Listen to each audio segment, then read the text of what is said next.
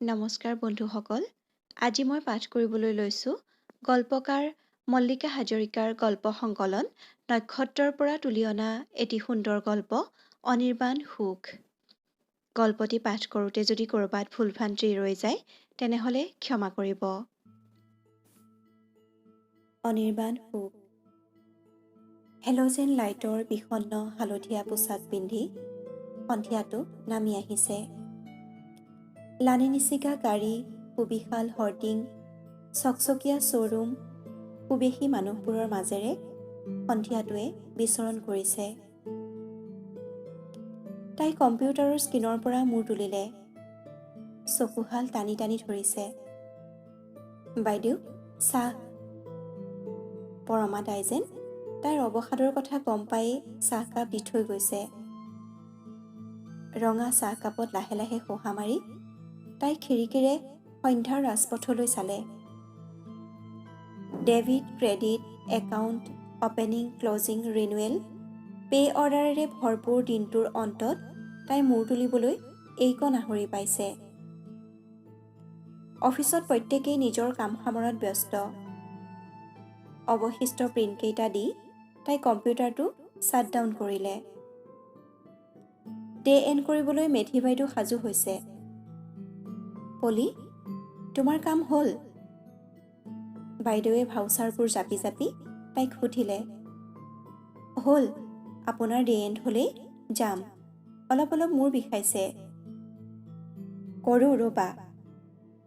কেইবাটাও পৰ্যায় অতিক্ৰমি সুকলমে ডে এণ্ড হৈ গ'ল। কোনো আউল নলগাকৈ ডে এণ্ড হৈ যোৱাটো বেংকৰ কৰ্মদিনৰ কাৰণে অপৰিহাৰ্য। সকলোকে মাত লগাই তাই অফিচৰ পৰা ওলাই আহিল।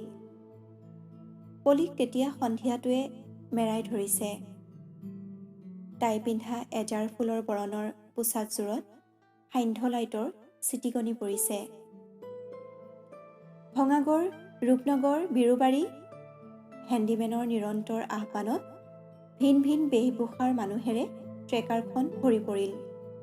মোবাইল ফোনত গুণগুণাই কথা পাতি হাঁহিত বাগৰি পৰা ছোৱালীজনীৰ পৰা তামোল পকটিয়াই থকা বৃদ্ধজনলৈকে ঠেলা হেঁচা কৰি ট্ৰেকাৰখনত বহিছে। তথাপি হেণ্ডিমেনজন সন্তুষ্ট নহয়। নিয়মিত ছন্দেৰে সি চিঞৰিয়ে আছে। ট্ৰেকাৰখনৰ কেউদিশে কেইবাজনো মানুহ ওলমিল।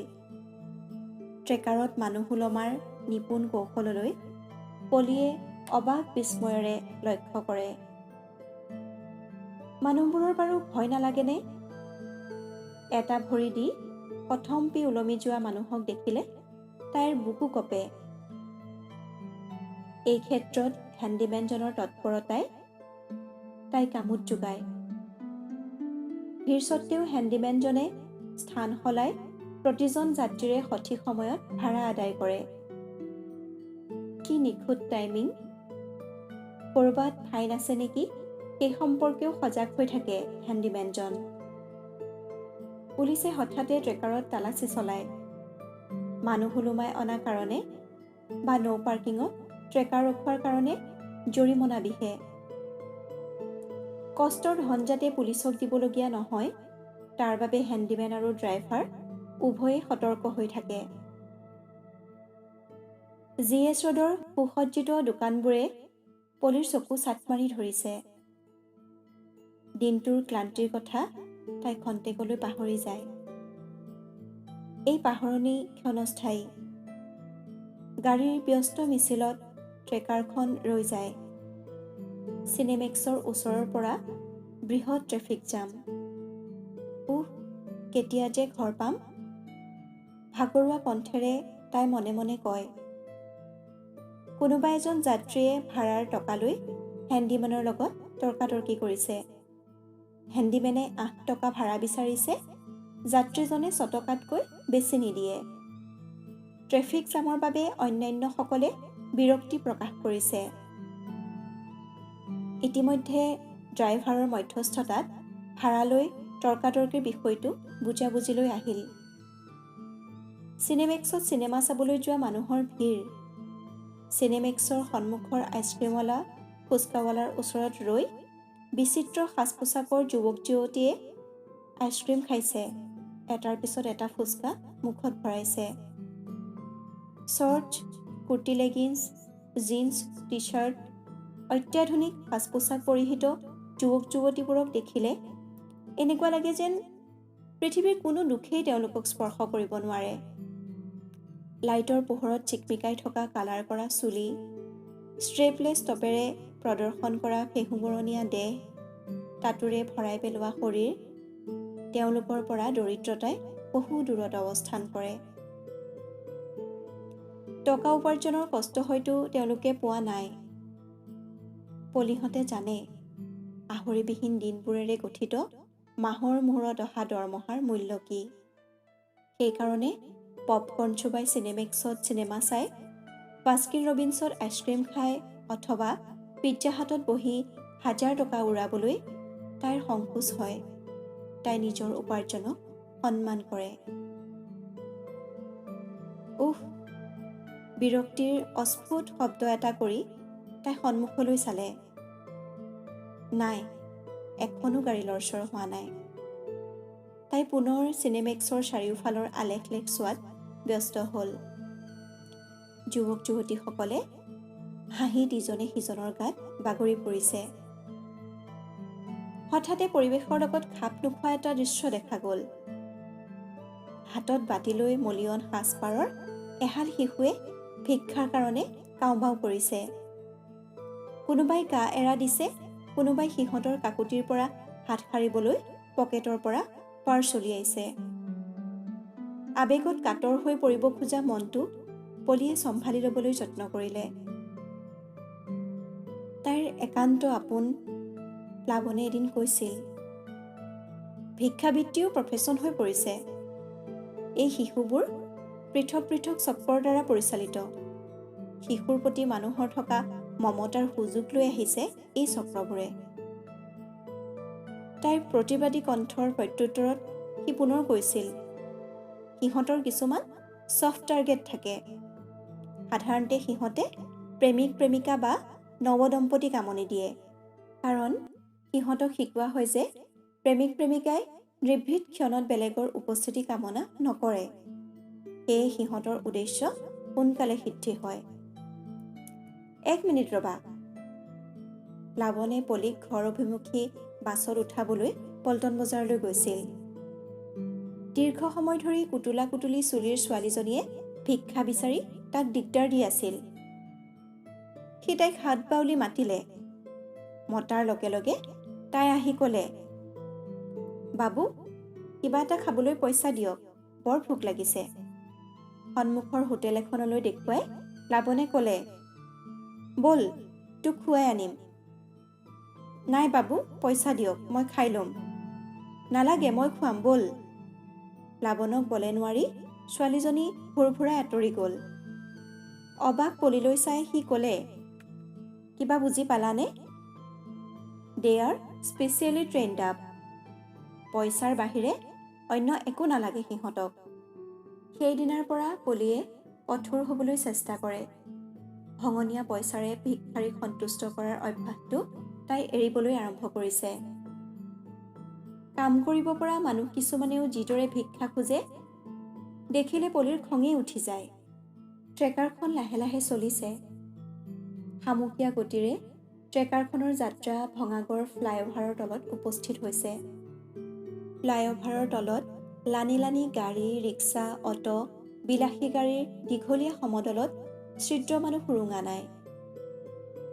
ফুটপাথ ৰাস্তাৰ কাষতো হাতে হাতে টোপোলা লোৱা মানুহৰ উথপ থপ খোজ। বিগ বাজাৰ লিখা বিশাল শ্বপিং মলখনত বুধবাৰে যথেষ্ট ৰেহাই দিয়ে। বুধবাৰক সপ্তাহৰ আটাইতকৈ সস্তাৰ দিন বুলি অভিহিত কৰে শ্বপিং মল কৰ্তৃপক্ষই। তাই গুৱাহাটীলৈ প্ৰথম আহি দেখা ভঙাগড়ৰ ৰূপেই সলনি হৈ গৈছে। তেতিয়া ফ্লাইঅভাৰ নাছিল, বিগ বাজাৰ নাছিল, বাস্তৱেজ আছিল ভঙাগড়। ঠাইৰ অৱস্থান বুজাবলৈ সৎসংগ বিহাৰক কেন্দ্ৰবিন্দু হিচাপে লৈছিল। এতিয়া চিটি বাছ ট্ৰেকাৰৰ হেণ্ডিমেনে অৱধাৰিতভাৱে চিঞৰে, ভঙাগড় বিগ বাজাৰ ফ্লাইঅভাৰবিহীন ভঙাগড় এতিয়া যেন কোনেও কল্পনাই কৰিব নোৱাৰে। গোলা, ম'ম', ফুচকা, চাট, আইচক্ৰীমৰ দোকানৰ ওচৰত থকা মানুহৰ সমাগমেই কৈ দিয়ে বিগ বাজাৰৰ ভিতৰত থকা গ্ৰাহকৰ বৃহৎ সংখ্যা। Buy one get one, 30% discount, exchange অফাৰত মোহাচন্ন মানুহে বিগ বাজাৰত বজাৰ কৰি চৌপাশে সৃষ্টি কৰে ট্ৰেফিক জামৰ। এচিৰ শীতল পৰিৱেশত ট্ৰলি ঠেলি ঠেলি প্ৰয়োজনীয় সকলো বস্তু বজাৰ কৰাৰ স্বাচ্ছন্দ্য উপভোগ কৰে তেওঁলোকে। শ্বপিং মল কৰ্তৃপক্ষই প্ৰলোভনৰ হাতোৰা মেলি দিয়ে। এবাৰ প্লাৱনে তাইক হাঁহি হাঁহি কৈছিল, বিগ বাজাৰত কিমান টকাৰ বজাৰ কৰিলে আলু পিঁয়াজ ফ্ৰী দিয়ে জানানে? কি যে কথাবোৰ সোধা নাজানো মই।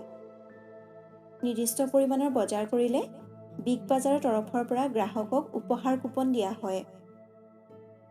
সেই কুপনেৰে তেওঁ প্ৰতি সপ্তাহৰ বুধবাৰে 1 কিলোগ্ৰাম আলু, 1 কিলোগ্ৰাম পিঁয়াজ 6 মাহ বা বছৰেকলৈ নিব পাৰে। আলু পিঁয়াজ গ্ৰাহকে নিজে বাছি ল'ব নোৱাৰে। মল কৰ্তৃপক্ষই নিম্নমানৰ আলু পিঁয়াজ টোপোলা বান্ধি থয়। কথাখিনি তাইক বুজাই প্লাৱনে টিপ্পনী কাটিছিল, সেই 1 কেজি আলু পিঁয়াজ নিবলৈ কিছুমান মানুহে যথেষ্ট দূৰৰ পৰা গাড়ী চলাই আহে দেই। পলি হাঁহিত বাগৰি পৰিছিল। বিগ বাজাৰ লিখা টোপোলাৰে আভিজাত্য প্ৰদৰ্শন কৰা মানুহৰ মাজেৰে ট্ৰেকাৰখন আগবাঢ়িল। ভঙাগড় বিগ বাজাৰ কালী মন্দিৰ, হেণ্ডিমেনজনে চিঞৰিলে। কেইজনমান যাত্ৰী নামিল। অৱশ্যে পলকতে অন্য যাত্ৰীৰে ট্ৰেকাৰখন ভৰ্তি হৈ গ'ল। যাব দিয়া, হেণ্ডিমেনজনে ঢকিয়াই দিয়াত ট্ৰেকাৰখনে গতি ল'লে। ৰাস্তাত আপেক্ষিকভাৱে ভিৰ কম। হঠাতে ব্ৰেক মাৰি ৰৈ গ'ল। মেডিকেল নামি ল'ব। কেইবাজনো যাত্ৰীয়ে ট্ৰেকাৰখন শূন্য কৰি নামি গ'ল। ট্ৰেকাৰবোৰ গুৱাহাটী মেডিকেল কলেজৰ সন্মুখত দীৰ্ঘ সময় ৰখায়। কেইবাখনো ট্ৰেকাৰৰ শাৰী আৰু হেণ্ডিমেনজনে যাত্ৰীক মাতি থকালৈ চাই পলিয়ে মনে মনে কিবা ভাবিলে। তাৰপিছত হেণ্ডবেগটো সাৱটি তাইও ট্ৰেকাৰৰ পৰা নামিল। ইমান দেৰি বহি থকাৰ সলনি ঘৰুৱা বজাৰকেইটা কৰি ল'ব পাৰিব তাই। ৰূপনগৰত থকা তাইৰ ৰুমৰ 1 কিলোমিটাৰমান দূৰত্ব তাই অনায়াসে খোজকাঢ়িব পাৰে। এম্বুলেন্স, ৰোগীৰ আৰ্ত চিৎকাৰ, চিকিৎসকৰ ব্যস্ততাৰে মুখৰিত হৈ থাকে মেডিকেল কলেজৰ চৌপাশ। সেই মুখৰতাৰ মাজেৰে পলিয়ে খোজ ল'লে। ওখ ওখ গছে আগুৰি থকা এঢলীয়া ৰাস্তাটোৰ একাষে ধিমিক ধামাক চাকিৰ পোহৰ। চাকিৰ পোহৰৰ সিফালে থাকে শাক পাচলি বেচা মানুহ। বিবিধ শাক পাচলি লৈ বেপাৰীবোৰে গ্ৰাহকৰ অপেক্ষাত ৰৈ থাকে। ৰাতিপুৱা পাহাৰৰ পৰা এজাক জনজাতীয় তিৰোতা নামি আহে। ৰ'দে টকবক দুপৰীয়াবোৰত কচু, ঢেকীয়া, শুকান মাছৰ বজাৰ মেলে তেওঁলোকে। দখনাৰ খুচনিত বন্ধা তামোল খাই খাই তেওঁলোকে গ্ৰাহকৰ লগত দৰদাম কৰে। এই ভণ্টি, লৈ যা আৰু। আধা ফুটা অসমীয়াৰে মহিলা কেইগৰাকীয়ে হাতত তুলি দিয়া কচুথোৰ কেইমুঠিলৈ পলিৰ বৰ হেঁপাহ। ভাগি নপৰা কৰ্মঠ মহিলা কেইগৰাকীয়ে সৃষ্টি কৰা প্ৰাণৱন্ত পৰিৱেশ তাই উপভোগ কৰে। বন্ধবাৰ, দেওবাৰত তাই তেওঁলোকৰ পৰা দোৰোণ শাক, কচু, ঢেকীয়া, পচলা ইত্যাদি ইবিধ সিবিধ কিনে। বেহা সামৰি তেওঁলোক দুপৰীয়া যায়। গধূলি সেই ঠাইত বহা বেপাৰীবোৰৰ ওচৰত পলিয়ে প্ৰায়ে পাচলি কিনে। আহক বাইদেউ, বেপাৰী কেইজনে আগ্ৰহেৰে মাতে। তৎপৰতাৰ তেওঁলোকে পাচলি জুখি দিয়ে। কমাব নোৱাৰো দিয়ক, লাভেই নাথাকিব। কেতিয়াবা দুখ মনেৰে কয়, আকৌ কেতিয়াবা কয়, হ'ব দিয়ক লওক। চাকিৰ অনুজ্জ্বল পোহৰে জিলিকাব নোৱাৰা মুখকেইখন গ্ৰাহকৰ ভিৰে জিলিকাই তোলে। গাজৰ, বিলাহী, ৰঙালাও, নেমুৰ টোপোলা এটা লৈ পলি অকণমান আগবাঢ়িল। বাইদেউ, তাজা মাছ লৈ যাওক। কেইবাজনো মাছ বেপাৰীৰ চিঞৰ বাখৰ কাজিয়াৰে পুৱা গধূলি হুলস্থুলীয়া হৈ থাকে ঠাইডোখৰ। মহিলা মাছ বেপাৰীৰ সংখ্যাই বেছি। কৃষ্ণবৰ্ণৰ মহিলাকেইগৰাকীয়ে কাষত কেঁচুৱা লৈ বেপাৰ চলাই থাকে। পেনপেনাই থকা কেঁচুৱাকেইটাক ধমকি দি তেওঁলোকে গ্ৰাহকৰ পচন্দ অনুযায়ী মাছ কাটি বাছি দিয়ে।